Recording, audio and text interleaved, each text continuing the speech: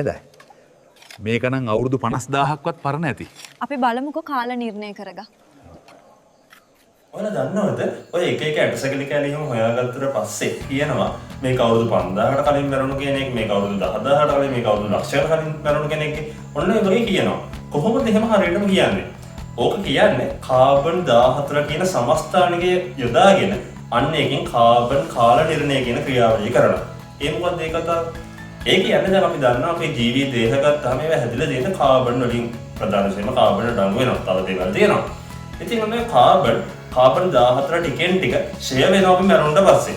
මැරුණට පස්සේ ටික ටික අඩු වෙද්දි ඒකට තියෙනවා ඒකේ සාන්ද්‍රණය අඩු වෙන්න ගන්න කාලයක්. ඒකට අපි කියනවා අර්ධ ජීව කාලය කියලා. ඉතින් ඔන්න ඔය අර්ධ ජීව කාලය ඔස්සේ ගිහිල්ලා අන්න ඒක අනුව අපි ගණනය කරලා අපිට හොයාගන්න පුළුවන් මෙයා මැරුණේ කොයි කාලෙද කියලා.